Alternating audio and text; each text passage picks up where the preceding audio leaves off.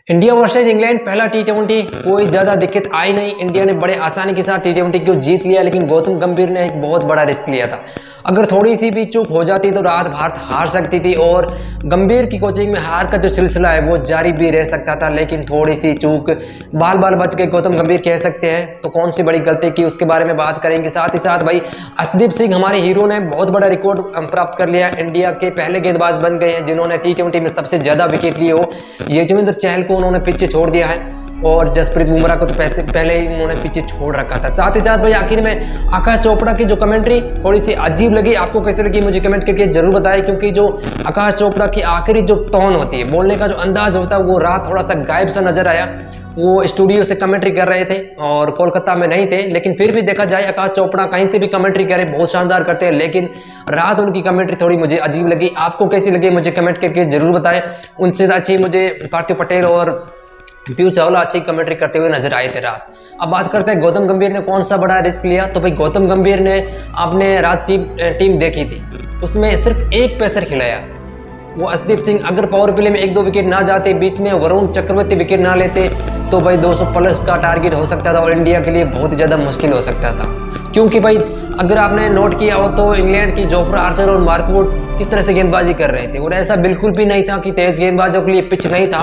वहां पे गेंद हरकत कर रही थी, स्विंग हो रही थी। जिस तरह से अर्शदीप सिंह गेंदबाजी कर रहे थे, गेंद को अंदर बाहर आराम से निकाल रहे थे, तो उस हिसाब से मतलब इंग्लैंड के भी गेंदबाज गेंदबाजी कर रहे थे। तो 200 प्लस का टारगेट होता तो इंडिया के लिए बहुत ही ज़्यादा मुश्किल हो जाता है, क्योंकि गेंदबाजी पिच था और पेस में अभी थोड़ी सी जान थी और 4 तेज गेंदबाजों के साथ इंग्लैंड उतरा था।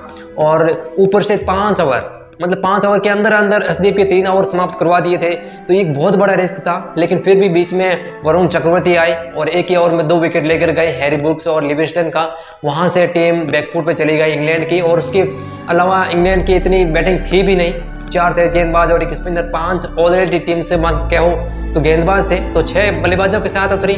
और ऐसा बिल्कुल कम देखने को मिलता है इंग्लैंड की तरफ से, क्योंकि इंग्लैंड की टीम आप जब भी देखोगे तो 9 से 10 बल्लेबाज होते हैं और साथ में 1-2 ऑलराउंडर होते हैं, तो बहुत मजबूत टीम होती है। लेकिन पहली बार ऐसा देखने को मिला है कि इंग्लैंड की जो टीम थी उसमें 6-5 प्रॉपर गेंदबाज थे और 6 भी बल्लेबाज थे। तो बीच में वरुण चक्रवर्ती ने थोड़ी सी अच्छी गेंदबाजी कर दी और अक्षर पटेल और हार्दिक पांड्या ने भी अच्छी गेंदबाजी कर दी।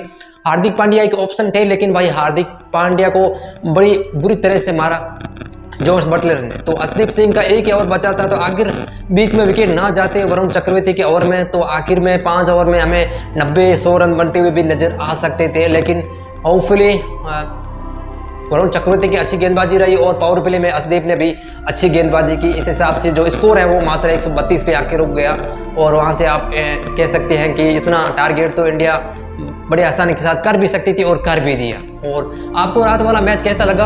और मेरे लिए बेस्ट मूवमेंट भाई अभिषेक शर्मा की पारी, बहुत ही शानदार पारी। आपका बेस्ट मूवमेंट कौन सा रहा मुझे कमेंट करके जरूर बताएं।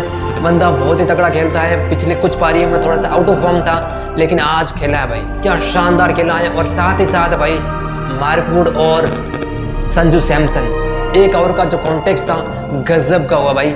आपको वो चीज़ कैसी लगी, वो ओवर कैसा लगा मुझे कमेंट करके जरूर बताएं। बाकी भाई संजू बाबा के बारे में आपका क्या कहना है, क्योंकि इस सीरीज में संजू बाबा का एक